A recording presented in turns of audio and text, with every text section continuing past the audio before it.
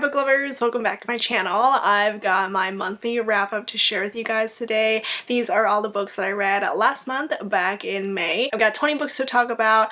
One of them I actually forgot to put in my April wrap up, so going here. So let's just get started. The first book is a book that I totally forgot to include in my last wrap up, so here it is. It is Part of Your World by Abby Jimenez. I've enjoyed this author's books and her writing so far, but sadly this one is my least favorite of hers. Part of Your World ended up being just a 3-star read for me because I just never fell in love with these characters. The heroine Alexis, she comes from a very prestigious family. She comes from a long line of renowned doctors, Montgomery doctors, and she has had a lot of expectations put on her because of this. Her parents are very overbearing, especially her father, and she's had to live like this her whole life. The hero Daniel comes from a very different world. He is not part of her world. He's from a small cozy town. He has a very warm and welcoming family. He works as a carpenter. He's blue collar, so not at all good enough for her parents. They meet one night at a bar, they click, and they have this one night stand that eventually leads to something more. But Alexis is very firm and saying that this is only a fling. It can never be anything more because of her family. And in between falling for Daniel and trying to figure out what his place can be in her life, in her world, she starts to realize that she's been a part of this cycle of abuse her whole life from her father and from her ex, and Daniel shows her that she deserves so much more. So there's a lot going on in this book and I appreciated the message behind it, but I just never fell in love with Alexis or Daniel, so I could not get behind their romance. They were cute and sweet together, but it was very surface level appreciation for me. Their romance 100% felt like it got overshadowed by all the other stuff, all the outside plots going on in this book too. I really wish I could have loved this one more, especially when a lot of people are saying like this is their new favorite Abby Jimenez book, but sadly it just didn't really work as well as I wanted it to. My first official May read was Jessa Kane. I had to read her newest release that was back in May, which is Do Me a Favor. This novella was super weird. I gave it 2 stars. It's definitely not one of Jessa Kane's best. It's actually one of her more darker ones because of the content, like the dubious consent. The heroine is a young ballerina. She's 18, of course, and her ballet coach is literally psychologically abusive to her. She's at the height of her career, but this coach just trashes her. Then he finds out that she's been super horny lately, so what does he do? He throws her to the wolves and delivers her to his psycho brother who hates women and has been living in seclusion for years. He makes her pay for being a woman, and it's not like I'm against reading dubious consent kind of stuff, but it was just a strange situation. I just could not get over the fact that this hero has been living in a basement for years and the heroine is thrown at him like meat, fresh meat. I actually found myself skimming this one because it was just not good. And then read Dating Dr. Dill by Nisha Sharma. I give this one 4 stars because I really liked it. I thought it was adorable and there was surprisingly some really good dirty talk from this hero that I did not expect because it's got such a cutesy cover and I just never really expect anything steamy anymore from these kinds of covers. But it was great. This book is a South Asian enemies to lovers romance with a bit of fake dating. Karina, the heroine, is a total romantic, but she definitely struggles in love, which I can relate to. When she finds out that her father is selling her late mother's home, she desperately wants it, but she just doesn't have the money for it, but he does make her a deal. If she can get engaged in 4 months, the house is hers. So this is where our hero comes in. Prem is the host of the Dr. Dill show and he does not believe in love. Prem and Karina go viral in this video where Karina, she just goes off on him and they get into this really heated argument. And Prem himself needs money to build this local community health center, but because of this viral video that does not paint him in the best light, his donors don't really want to give him money anymore, so this is where the fake dating thing comes in. Karina and Prem have to pretend to be in a relationship, pretend to fall in love, even though the two of them have completely different philosophies when it comes to love. Karina is still trying to find a real husband and they're both very attracted to each other. There's a lot of I want to to, but it can't from Prem, and it gets a little angsty because they both know that they won't actually end up together in the end. I really like their relationship though. I thought their banter was great. Both of their families, they're very meddling, but nothing too over the top. And of course, one of my favorite things about this book was the steam. I mean, it's nothing too crazy erotic, so don't go expecting that, but I just was very pleasantly surprised by Prem's dirty talk. So these two were just really hot and fun together. I love the push and pull between them. It's the first book in a new series, and I'm so looking forward to more. My next read was The Romantic Agenda by Claire Kahn. I gave this one 3.5 stars. This was an interesting read because it's kind of a love square. We have our two main characters who fall in love, but we also have two side characters that play a pretty big role. Joy is our asexual heroine, and she's in love with her best friend Malcolm, who is also asexual. Malcolm has just gone together with Summer, and Summer is exes with our hero Fox. All four of them go out together for this weekend getaway because Malcolm and Summer kind of want to do a little matchmaking. Joy and Fox realize that they are being set up pretty early on, so they play their friends by pretending to actually fall in love. And obviously, we all know how fake relationships end up in our romance books. They grow real feelings for each other. This happens even though Joy still thinks that she's in love with Malcolm, and she thinks this way for a good majority of this book. I actually enjoyed this one a lot more than I thought I would because I wasn't really too sure about this whole love square thing, but I like these characters, even Malcolm and Summer. Like, Summer is genuinely a good person, and she was really right for Malcolm. Though I will say the weird thing is that I could totally see Malcolm with Joy too. That would have been a great friends to lovers romance, but no, Fox is her hero. I mean, did I think that it was a little dumb for Joy to have been in love with her best friend for like a whole decade and never do anything about it? Maybe a little, but it wasn't anything that bothered me too much. The romance itself between Joy and Fox was pretty slow because, again, Joy thinks that she's in love with someone else for a good chunk of this book, but it still is pretty sweet. They're adorable together when they pretend to be all lovey-dovey during this getaway trip. I love the whole vacation vibes. I love the diverse ace representation. I mean, this one would be a really great beach read book just because of the whole vacation thing going on. I then read A Game of Retribution by Scarlett St. Clair. This is book 2 in the Hades saga series. So this is Hades' perspective of A Touch of Ruin. I really liked book 1, A Game of Fate, but this sequel felt really all over the place. I gave it 3 stars. In A Touch of Ruin, Hades was gone a lot from what I remember, so here we get to see what exactly he was up to while he was away from Persephone. I like this for the most part just because it adds something a little different, something we had never read in the original book, but it wasn't perfect.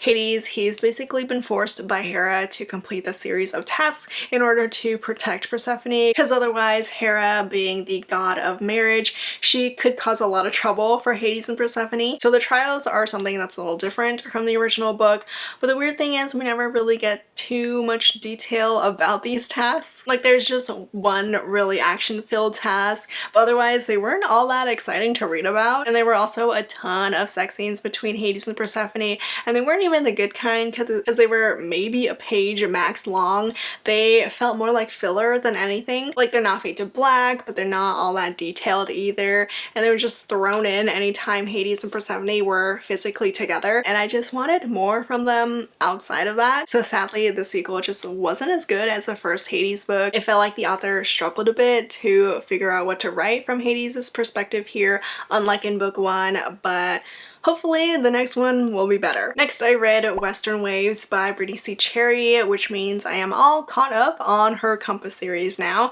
This one, it was okay. I give it 3 stars. We've got an arranged marriage romance this time between Damien and Stella. Theirs is a grumpy sunshine kind of romance, and Stella is also a little bit older. She's an older heroine. She is 7 years older than Damien. So the setup is that Stella, when her mom died, she went to go live with her mom's best friend Kevin, who raised her. Kevin has just passed away, and it turns out that he is Damien's long lost dad. Damien grew up as a foster kid and has no love for his father, who wasn't there for him, but he does show up to his funeral. So that's where our couple first meets. They're there for the will reading, and Kevin has stipulated that he wants Damien and Stella to marry for 6 months. Otherwise, all of Kevin's millions will be given to his ex-wives. He has 3 ex-wives, all of whom were in and out of Stella's life when she was growing up, and they're awful. Like, they really did some self-esteem damage to her. And there's also a catch. One of these 3 ex-wives might actually be Damien's real mother. So the romance between Stella and Damien is very bumpy to start with, though it is understandable. Like, Damien is such a huge jerk, but this is because of the resentment that he holds against her, against his father, because she got all of his father's love while he basically got nothing. They do marry though. They enter this arranged marriage, and they slowly come to realize that they're not actually that different from each other. It gets very dramatic and emotional because it is Brittany C. Cherry, but I didn't actually like fully love these characters. I was kind of more interested in the drama than I was with the romance. So unfortunately, this is probably the weakest book in the series for me, but it did have some good Grumpy Sunshine vibes to it, so there's that. My next read was Go Hex Yourself by Jessica Clare. This one was so much fun to read. I gave it 4 stars. I didn't actually know what to expect from this. I mean, I wanted to love it, but the recent witchy rom-coms that I read were not that great. But I do like this author. I read Jessica Clare before. I loved her billionaire books in the past, so I was excited to see how she would do a paranormal rom-com. I ended up having a lot of fun with this one, and I do highly recommend the audio here. The narrators were fantastic. So the book is about Reggie, who answers an ad in the paper, and instead of finding herself a job as an assistant at her favorite card game company, the job that she got is actually her working for real life witches and magicians. What's hilarious though is that Reggie doesn't actually believe that her boss, Drew, is a real witch. So she kind of humors Drew because she thinks she's like going a little crazy in her senile age. And then Drew humors her in turn, and it's really funny to read. But Reggie does stay at this job even though she's working for a cuckoo boss because the pay is unbelievable. Then she meets her boss's nephew Ben, who is our hero, and I'm pretty sure he's supposed to look like Adam Driver because of how the illustrated hero looks on this cover. So the romance is very much enemies to lovers. Ben and Reggie do not get along, mostly because he's a dick and she as a human isn't really supposed to be a part of this world. They are so funny together and they get into so much craziness because of his Aunt Drew. The Grumpy Sunshine dynamic here was great, and if you're looking for some steam, you are in luck because it has some. I'm just so happy that this one turned out well. It's probably the best paranormal rom-com that I've read so far from like all the recent releases from the past year or two. It actually had me smiling when I was reading because it was just so silly and sweet. For my next few reads, the historical romance readathon happened back in May, and I absolutely failed that and read only 3 books. I read 3 books in a week and I was so sad I couldn't read more, but I think I was in a bit of a slump. So the Lions Lady, our group read, was the only ebook that I read that week, but I did love it. I give it 4 stars. It had all the Julie Garwood charm that I was looking for, plus it had a hero who fell first and acknowledged his love first. It's book 1 in the Crown Spy series, and I freaking adored Lion and Christina. They are so funny together. I mean, most of Julie Garwood's couples that I read from her historical romances are really funny. Their banter was great, and I mean, yes, it is a little silly and over the top, but that's kind of why I love it so much. Christina, our heroine, she was raised by Native Americans growing up, which is why she's not like the typical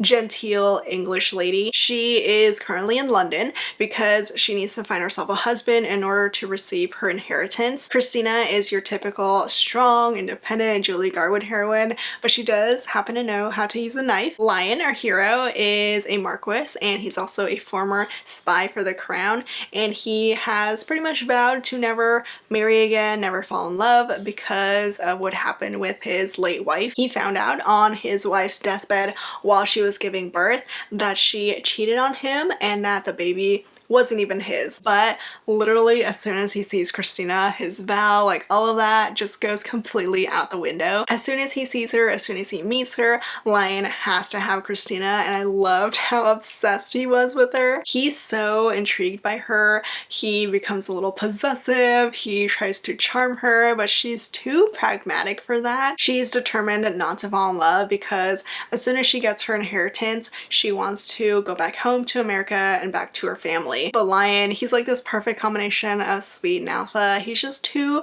hard to resist for her. I love these two together and I love this book. It's not like my top favorite Julie Garwood book, but it's still freaking good. And now that I read the first book in the Crown Spy series, I definitely need to read the rest. My second historical romance read was Winds of the Storm by Beverly Jenkins. I have been wanting to read this one solely because I love this cover so much. It's book 2 in the Lebec family series, and now I've read almost all of them except for the first book, so I read them completely out of order. Here we have Archer Levec's romance. He was saved by a woman known as the Butterfly during the Civil War, so he pretty much owes his life to her. Now in the book's present day, it's Reconstruction, and Zara has to become a spy again. She works undercover for Harriet Tubman, and she has to pose as like a madam, this owner of a brothel, in order to get information from white supremacist groups. I did really enjoy the spy aspect, the whole spying thing. Like, Zara is such a cool heroine, but I kind of struggled with the romance here. Like, I could not really get into it.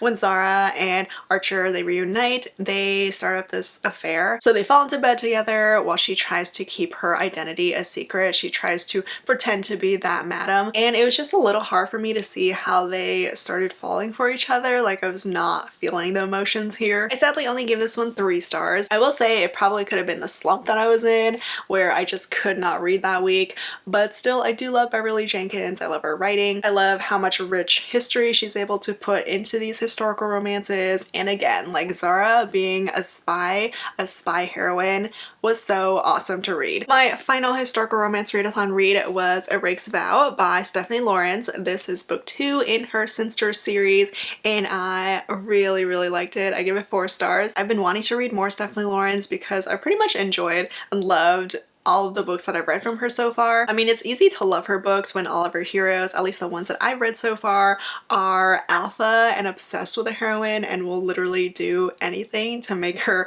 marry him. So for A Rake's Vow, honestly, if you've read Devil's Bride, the first book in the Sinster series, this one does follow a similar formula, which I actually didn't mind because I love that freaking formula. A self-proclaimed bachelor and rake who falls head over heels in love is always going to be my catnip. In the sequel, Vane is Devil's cousin, and he has vowed never to fall in love, never to marry after seeing his cousin fall. He runs off, and during a thunderstorm, he meets Patience, the heroine, at his godmother's house. Patience is his godmother's niece, and she's also the older sister of a hero that I have read before. She is Gerard's older sister. Gerard gets his own book, obviously set after this one. He gets a novella called The Fall of Rogue Gerard, which, by the way, was so adorable, so I love seeing this connection here. Vane and Patience have this instant chemistry as soon as they meet, and Vane pretty much knows that he wants her. He has to have her by any means necessary. But Patience is pretty much allergic to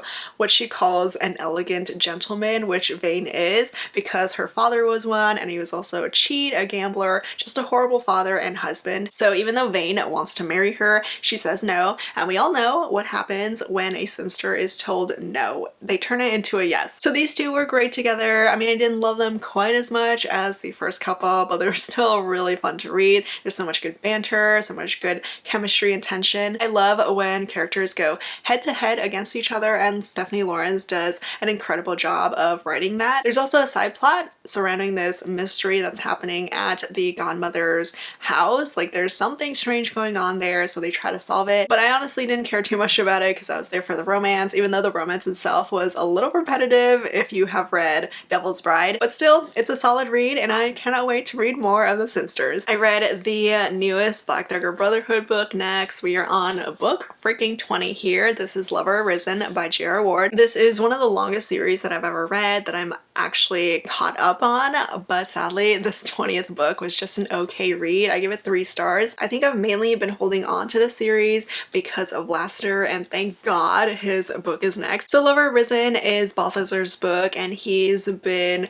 possessed by Devney, or evil demon, for like a book or two, and he's currently on the hunt for the Book of Spells to get her out of him. His heroine is Erica, who is human and a homicide detective, and I honestly could not tell you much about the romance because it was so boring. Like Erica being a human, she's pulled into this world of vampires and demons and angels, but it's written in a way that is so bland. There's nothing exciting about her entering this world, and maybe it's because I'm already familiar with the world, but still, I wanted a little bit something more to them. It's insta-lovey because Balthazar knows that Erica is his mate, but he has to protect her, so he like wipes her memories and stuff. You know, just things that have already happened multiple times throughout the series, so the romance was very surface level for me. I could not connect with these two, and there's also like a million plots going on. Once again, there's so much going on, and Lash is back of all things. Like, why? I don't understand. But again, I was just mostly scrambling for all the scraps that we get of the other characters, the side characters, Lester especially. We do get a little bit more of our resident angel slash scribe virgin. He gets a bit of a love triangle in this book. I honestly have no idea how that's gonna play out in the next book, in Lassiter's book,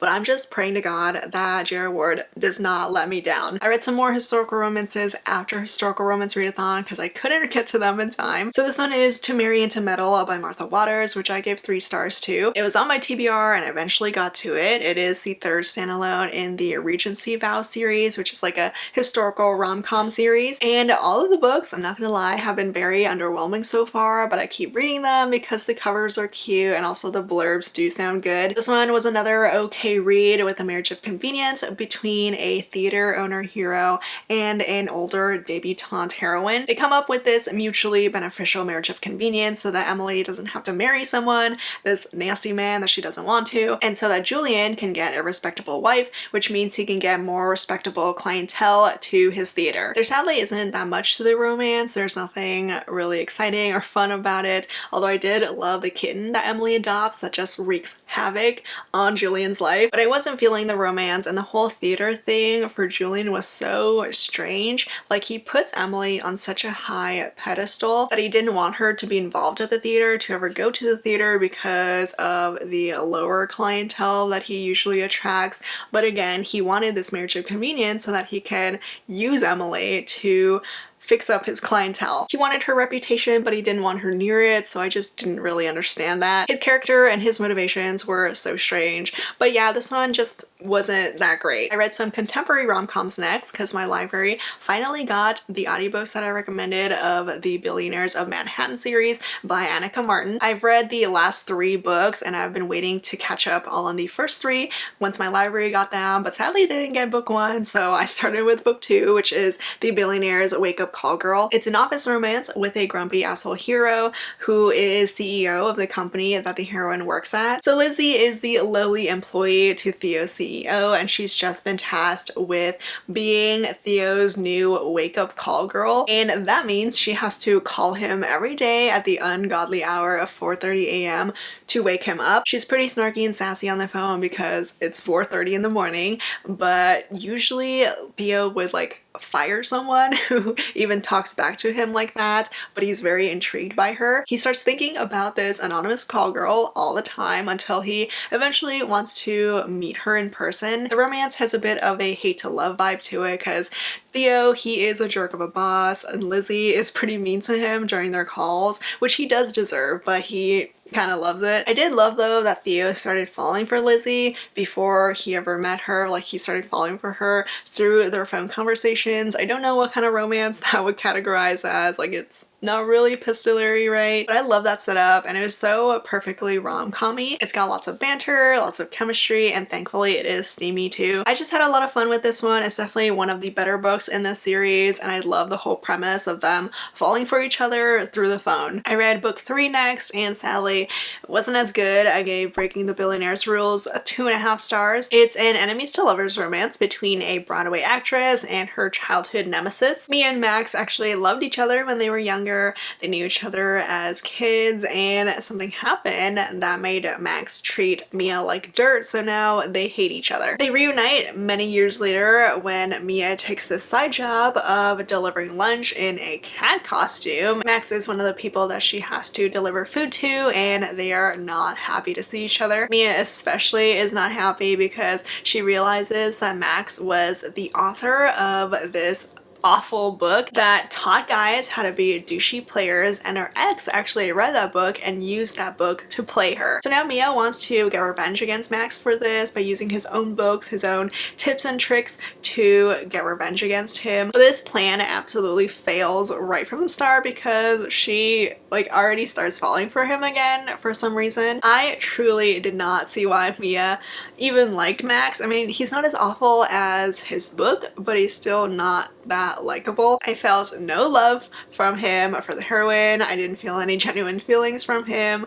so his character just didn't work for me. And also the enemies part of this enemies to lovers romance was these two basically just attacking each other's insecurities, which was not fun to read. The book did start off pretty strong for me because I thought the whole cat costume thing, the whole reunion was hilarious, but then the more I read the book, the less I like these characters. I read Private Arrangements by Sherry Thomas next. This is one of her historical romances, and I gave this one 4 stars. It was really good in like the typical Sherry Thomas kind of way. It's book 2 in her London trilogy, and I'm honestly not too sure how the whole series connects. I don't remember reading about these characters in the first book, but maybe I just forgot. But I did like book 1, so I've been wanting to continue with the series, so I finally did. So the thing that I like about Sherry Thomas, besides like her writing and her crazy angst, is the way that she gives these typical historical romance tropes and storylines and gives them her unique twist. So even though this one is about a married couple who have been separated,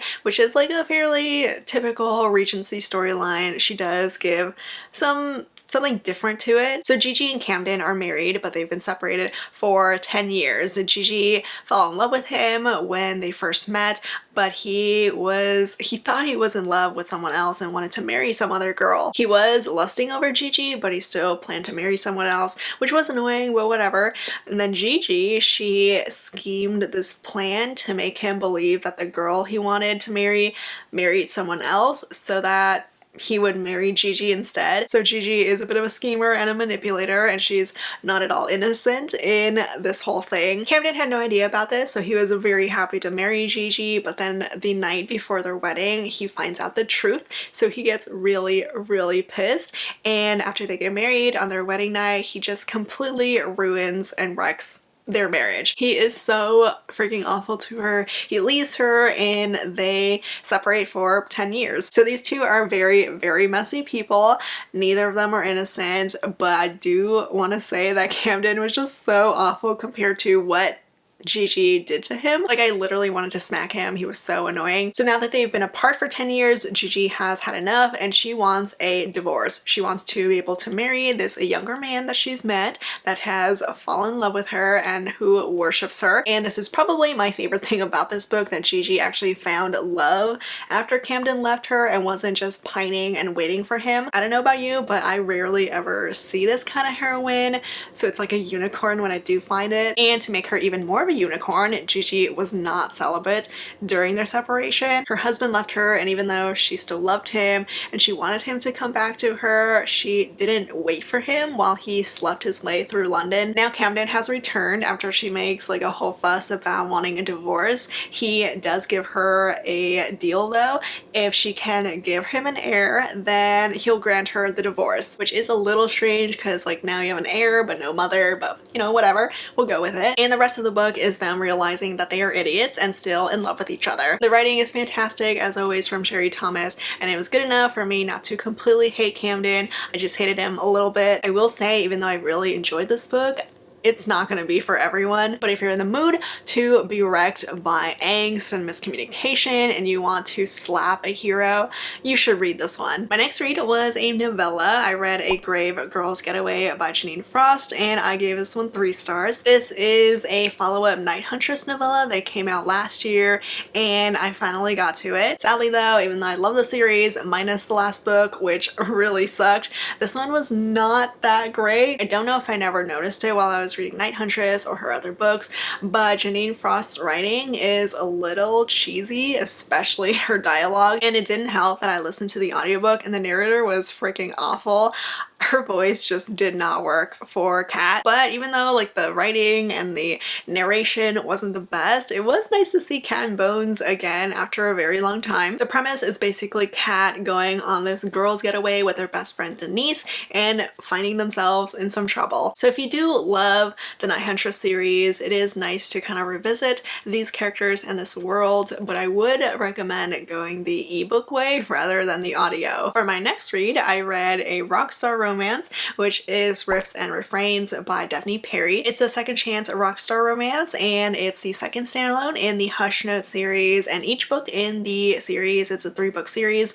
Each of them is written by a different author. So I read book 1, which was by Serena Bowen, and that was really good. The second one is by Devney Perry, and then the third one is by Rebecca Yarros. So the second book is about Quinn, our female drummer of the band. She came from a small town and she always dreamed of becoming a famous musician, and now she's made it. But along the way, she's had to give up a lot, like her family and her ex and love of her life. She had to leave Graham because he couldn't follow her along, and she also had to leave her family because her conservative father just was never supportive of her dreams. So it's years later, and her grandmother, her beloved grandmother, has just passed away, so she has to return to her small town, to her hometown for the funeral, and that's where the whole reunion happens. She sees her estranged family again for the first time in many, many years, and she also sees Graham for the first time, who is now a single dad. It is very, very obvious that neither of them have gone over each other, even though it's been years, because they're still the love of each other's lives. But Graham obviously still feels a lot of hurt and resentment and anger over being left behind. So there's a lot of emotions, a lot of unfinished business between Graham and Quinn. So it gets pretty angsty here. There's so much history, so much longing, so my heart was all over the place when I was reading this one. What I liked about this one was that even though it's a rockstar romance, it's still very down to earth because most of the book takes place in this small town, so it feels more like a small town romance than a rockstar romance, honestly. It very much still felt like a small town Devney Perry romance, even with a famous heroine. So I feel like these tropes, second chance romance, rockstar, small town, single father, definitely try this one out, as well as the first book, the Serena Bowen book, which was also a second chance romance. My next read was my book club read, my Ravished by Romance read for May. We read Goddess of the Hunt by Tessa Dare, which is Tessa Dare's debut book, the first book that she published, her first historical romance. It's the first book in a series too, and the series title is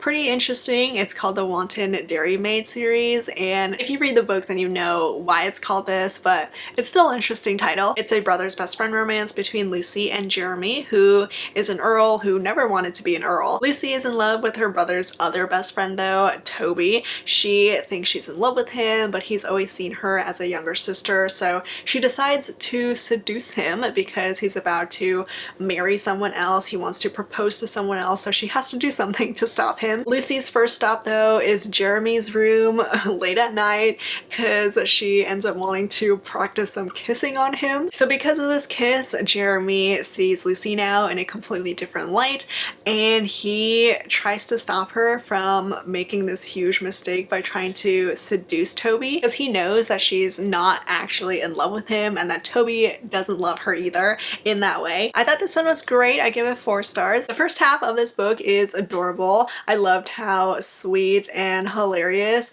Lucy and Jeremy are together. I love Lucy's character. She's like this fun, headstrong, little innocent kind of heroine because she's pretty young, but she wasn't like totally naive, especially when it came to the bedroom because of this certain book that she read. So I thought she was a really fun character. But then the second half of the book takes a little different tone. There's a marriage of convenience, and Lucy obviously has to grow up a little bit, and I really appreciated like this character growth for Lucy and for Jeremy. So I thought this one was a great debut from Tessa Dare. I honestly would not have known it was a debut from her, that it was her first book, if I hadn't like read the blurb. It's as entertaining and as funny as you would expect from a Tessa Dare book, but it is a little steamier, which I always appreciate. I am almost done with this wrap up. This is my second to last read. It's Set on You by Amy Lee. I've been looking forward to this debut because I know the author through Bookstagram, and also I was really excited to read an Asian author debut. It's a slight enemies to lovers romance that takes place at a gym.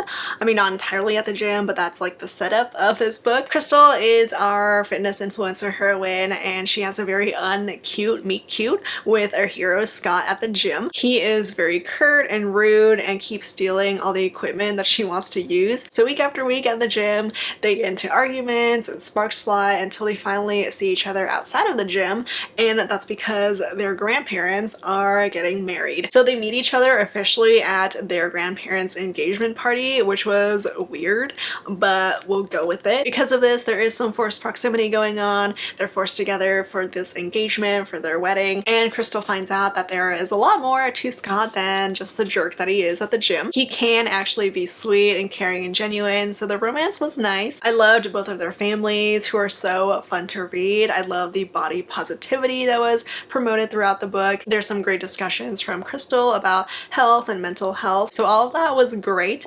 But sadly, my biggest disappointment was that this book was not hot. The steam was more fade to black than anything. I mean, it's not entirely closed door because they have this whole makeout session at the beginning of the book, but it's definitely not the steamy romantic comedy, steamy debut romantic comedy that it calls itself on the back of the book. So the steam is not descriptive. I mean, the scenes are there sparingly, but it's nothing, you know, what I wanted or expected. Still, it is solid for a debut. I liked Amy Lee's writing, and she already released like the cover and the blurb for her second book, and I'm really looking forward to that one. And my final read of May was Starry-Eyed Love by Helena Hunting. This one was much better than the first book, so I give it 4 stars. It's the second standalone in the Spark House series, which is about a group of 3 sisters who own Spark House, which is like an event hotel. This is London, the middle sister's book, and hers is an office romance, but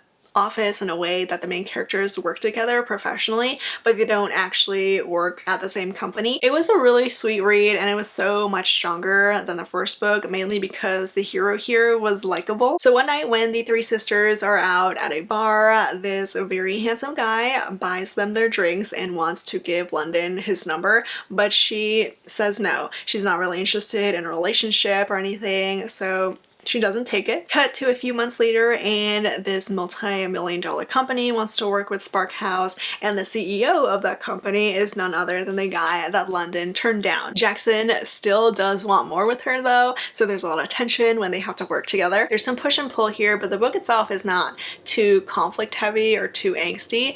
It's a fairly lighthearted read. Mostly it's Jackson and London trying to keep things professional while falling for each other, and there is some small sister drama, but the romance was really sweet and feel good because these two are just good people. London is part of this family-owned business, and she has this creative passion. Jackson is CEO of this huge company. He makes millions, but he's very down to earth. He's a total sweetheart, and they were adorable together. So if you're in the mood for something light and fun, this one is great. Just don't expect it to be like as steamy as Helena Hunting's indie romances. So that is it for my wrap up for May, my 19+1 April read. As always, let me know your thoughts if you've read any of these books. Links to them will be down in the description below. Before I end the video though, I do want to share the sponsor for today's video, which is Teddy Blake. Teddy Blake is a designer handbag company, but without the designer brand price. They make affordable luxury handbags that are made in Italy from Italian leather. This is the bag that I got from them. It's the handbag in taupe.